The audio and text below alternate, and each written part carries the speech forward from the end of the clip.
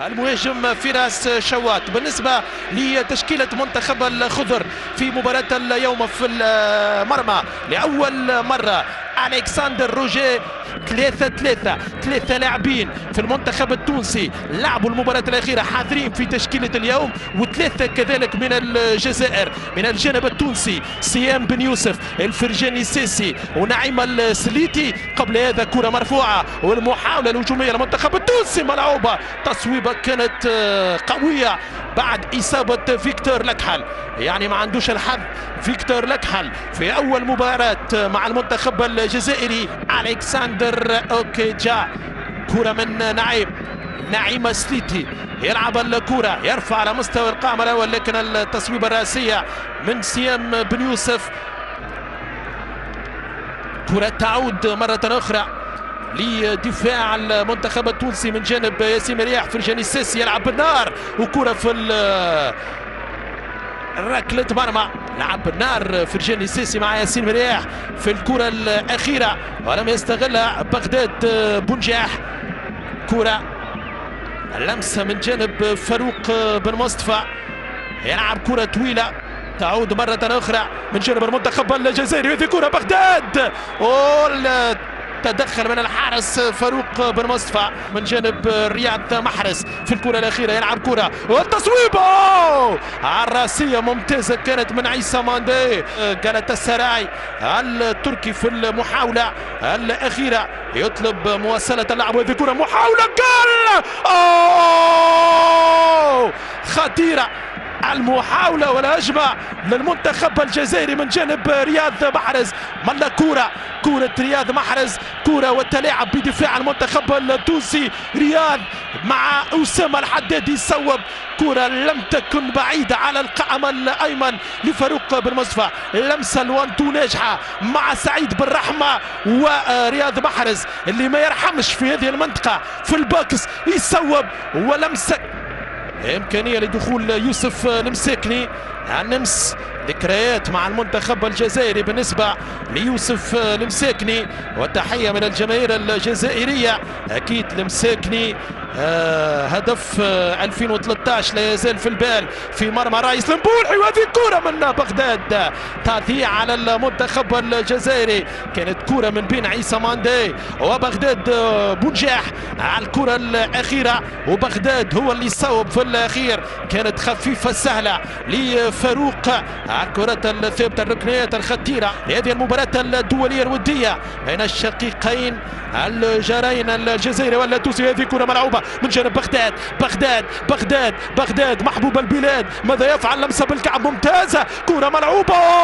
فاروق يتدخل، فاروق بن مصطفى يغلق الزاوية. رياض محرز، كرة تعود ركلة مرمى. ماذا فعل بغداد بياسين مرياح؟ يهرب بغداد، ثم لمسة ممتازة الاسيست بالكعب لرياض محرز والتغطية بعد ما هربت الكرة على رياض محرز. وتمر هذه الكرة والهجمة تضيع على هجوم المنتخب الجزائري.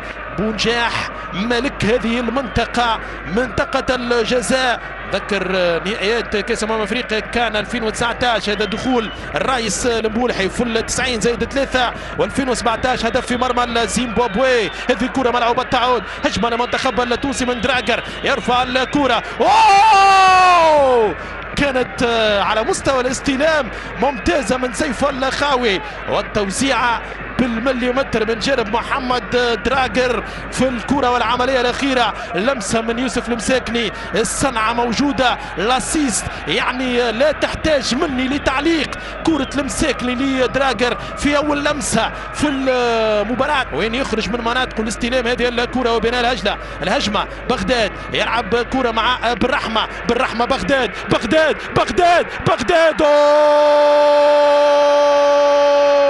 يزفر ضده حكم المباراة سمير كزاز.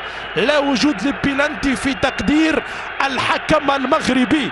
بغداد بونجاح في بداية الهجمة، بغداد في نهاية الاتاك، بغداد بونجاح. هذه الكرة لو ممكن مخرج المباراة يعيد، يعني كان هناك تاكلينج من فرجاني ساسي، لكن هل تعمد بغداد بنجاح السقوط أم لا؟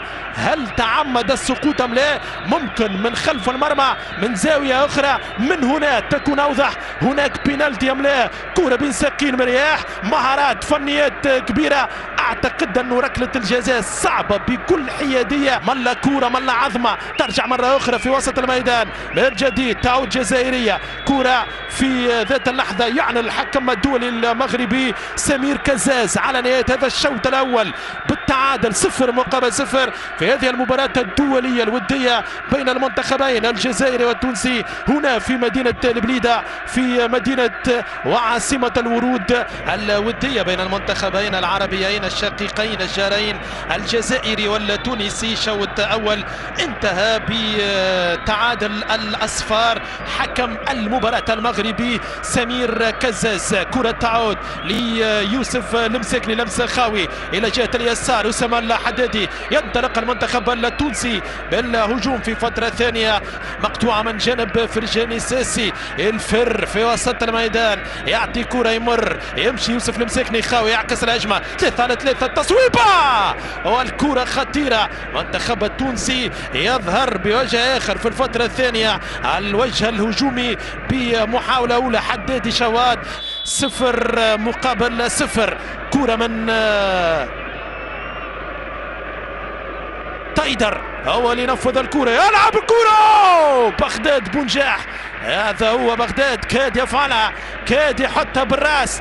بغداد بنجاح سجل عديد الاهداف في مرمى فاروق بن مصطفى، بل هي علاقة أخوة وعلاقة قرابة عائلية، علاقة مصاهرة كذلك.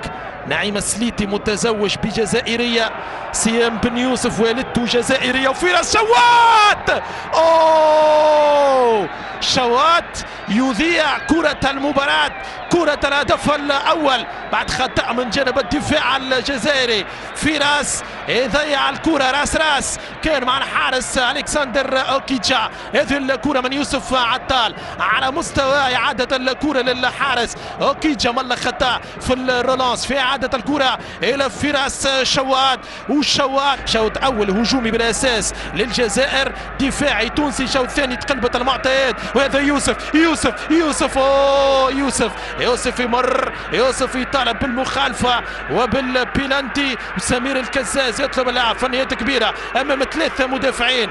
يوسف المساكني، هذه كرة خطيرة. جول لا، فرصة أخرى تضيع على بغداد بنجاح لما كان مخرج المباراة بصدد إعادة كرة يوسف المساكني. بغداد بنجاح يهرب في ظهر سيام بن يوسف. كرة للهدف الأول للجزائر، كرة خطيرة، فرصة أخرى حقيقية. 9 للجزائر، 5 لتونس، و7 تعادل، 21 مباراة رسمية. وهذه كرة من علي معلول يحط كرة على الساق اليمين، يصوب لكن يتباطأ في دفاعات المنتخب الجزائري. ثغت واغلاط، يعني اخطاء كبيرة في دفاعات المنتخب الجزائري في هذا الشوط الثاني. وهذه كرة راسية. المنتخب التونسي في المستوى الأول، المنتخب الجزائري في المستوى الثاني. وهذه كرة من يوسف عطال. قبل هذا عطال يلعب كرة محرز وبينالتي، ضربة جزاء للمنتخب الجزائري. رياض محرز، العرقلة من مرياح، ومحرز بذكاء بدهاء بفطنة كبيرة. محرز يتحصل على البينالتي في 69 دقيقة لعب. منعرج جديد في هذه الودية، منعرج آخر في هذه المباراة. رياض محرز، والعرقلة موجودة العرقلة من ياسين مرياح. ممكن من هنا الصورة لياسين مرياح والتدخل أمام رياض محرز. كان هناك لمس، هو اللمس في منطقة الجزاء، يعني إن كان خفيف.